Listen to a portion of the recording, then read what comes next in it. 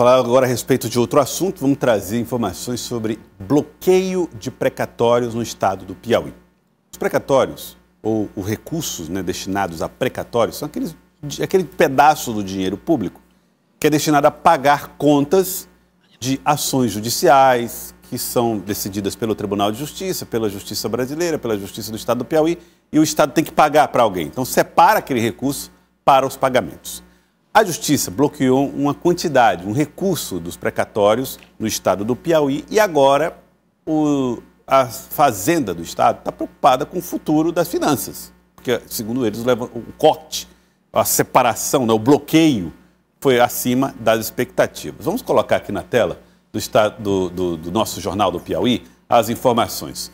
O Estado do Piauí tem hoje 17 milhões e 500 mil reais aproximadamente por mês destinado ao pagamento de precatório. Então ele separa aquele dinheiro para pagar essas decisões da Justiça. Uma pessoa que entrou contra o Estado, ganhou 10 mil, 100 mil, 20 mil.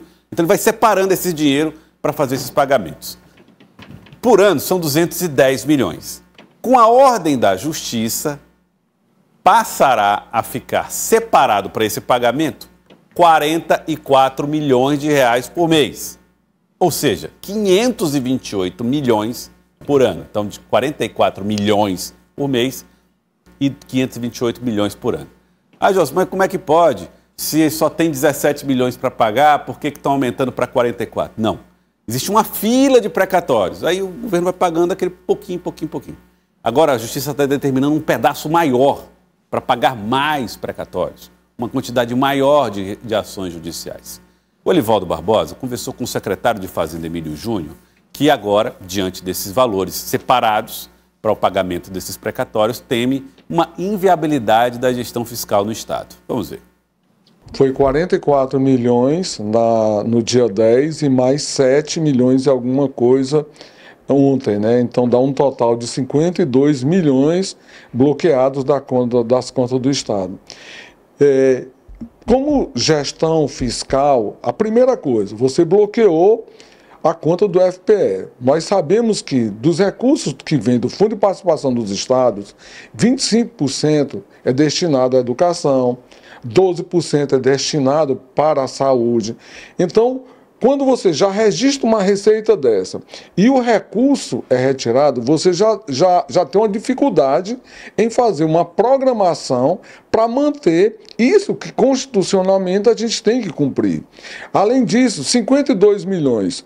Só essa semana você tem uma programação financeira que você já está no ano de 2025 de uma dificuldade, né? Que a gente tem que fazer um planejamento, a Comissão de Gestão Financeira do Estado. Praticamente nós nos reunimos semanalmente para traçar as metas. Então, com essa retirada dos recursos, você atrapalha a programação do pagamento dos fornecedores do Estado, de maneira geral. Aquilo que são os pagamentos obrigatórios, que a gente também tem que fazer com os nossos terceirizados, a questão dos combustíveis que vão para a questão da segurança pública, né, para todos os órgãos do Estado. Então, isso atrapalha. Então, a gente pede justamente assim uma compreensão.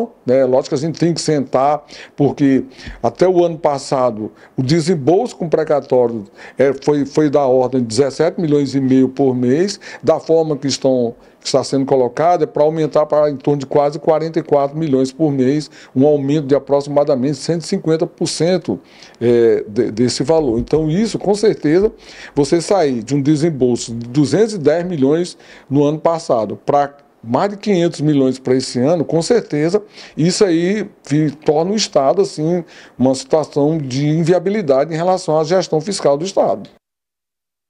Elivaldo Barbosa, mal comparando, você tinha lá uma prestação para pagar, você descobriu no mês seguinte que achava que estava pagando, não está, agora você tem um boleto que tem 5 vezes maior o tamanho, você tem que pagar todo mês aquele boleto até atualizar a conta. É mais ou menos isso, é aquela despesa que você achava que não ia ter, que passou a ter. É aquele carro que quebrou, Elivaldo Barbosa, que não estava na conta e agora tem que botar na conta, e aí vai inviabilizar outras contas para pagar. A situação é muito grave, eu percebi na fala do secretário que a situação não é simples. Extremamente grave. A fala do secretário nessa parte final chama muito a atenção. Perceba que ele disse, inviabiliza a gestão fiscal do governo ou do Estado. Então, significa dizer que com essa despesa elevada, segundo a ordem judicial, o equilíbrio financeiro do Estado, que já é um equilíbrio ali muito no limite do limite, fica totalmente desfeito. Isso compromete não só despesas de investimentos, mas de custeio, ou seja, da manutenção da máquina pública. Com isso, o Estado vai praticamente focar somente na folha de pessoal. Não vai sobrar dinheiro para fornecedores, nem para o custeio da máquina pública e para investimento, então, nem pensar, a não ser operações de crédito que o governo mantém ainda e pode decolar ou desenvolver programas de investimento. Ou seja, é uma extremamente delicada na interpretação, na análise feita pelo chefe da área financeira do governo do Estado. Pois é, e aí a questão dos empréstimos depende também dessa saúde financeira para projetar os pagamentos das parcelas. Então, realmente é muito complexa a situação. Mas outro assunto é o reajuste dos servidores. A Assembleia Legislativa do Estado do Piauí já vai analisar essa tabela com os valores, os reajustes.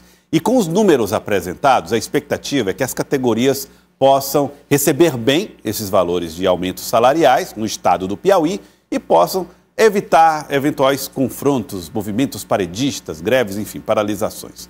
Vamos trazer aqui os números dos reajustes por categorias aqui no Estado do Piauí. Reajuste do Estado, reajuste dos servidores ativos e inativos, 5,35%.